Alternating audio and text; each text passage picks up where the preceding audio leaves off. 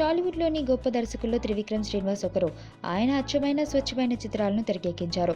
జందర్ల తర్వాత ఆ స్థానాన్ని భర్తీ చేసిన దర్శకుడిగా పేరుగాంచిన మాటల మాంత్రికుడిపై కొంతమంది నెటిజన్లు పంచులు విసురుతున్నారు.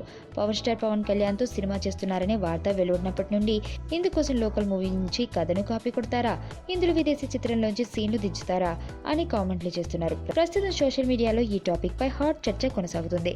అత్యంత సున్నితమైన అంశాలను, అనుబంధాలను ప్రధాన అంశంగా తీసుకుని కమర్షియల్ మూవీ తీయగల సత్తా త్రివిక్రమ్ సొంతమని ఆయన అభిమానులు సమర్థిస్తుంటే, విమర్శకులు మాత్రం త్రివిక్రమ్ సొంతగా మాటలు రాస్తారు, కథలను, సీన్లను కాపీ కొడతారని ఆరోపిస్తున్నారు. ఆ కథను మీనా సినిమా నుంచి కాపీ కొట్టేసి ఎవరు కనిపెట్టలేని ఆ సినిమాను గాని, ఆ నవల రాసిన రచయిత్రికి గాని క్రెడిట్ ఇవ్వని సంగతి ఎత్తి చూపిస్తున్నారు.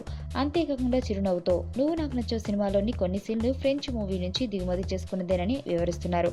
అతడు జులై మూవీలోని ఇంట్రడక్షన్ సీన్లు ఇంగ్లీష్ సినిమాల నుంచి కాపీ కొట్టారని ఆరోపిస్తున్నారు. విదేశీ చిత్రాలను చూసి స్ఫూర్తితో కొన్ని సీన్లు త్రివిక్రమ్ రాసినప్పటికీ అది కాపీ కాదు, ఎందుకంటే వాడిని పూర్తిగా మన నేటివిటీలోకి మార్చి అందించారు. అంత మాత్రాన మాటల మాంత్రికుడిపై ఈ నిందలు మోపడం మంచిది కాదు అని సినీ ప్రముఖులు త్రివిక్రమ్ పక్షాన నిలుస్తున్నారు.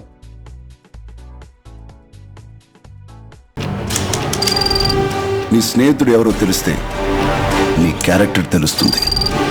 నీ శత్రువు ఎవరో తెలిస్తే నీ కెపాసిటీ తెలుస్తుంది.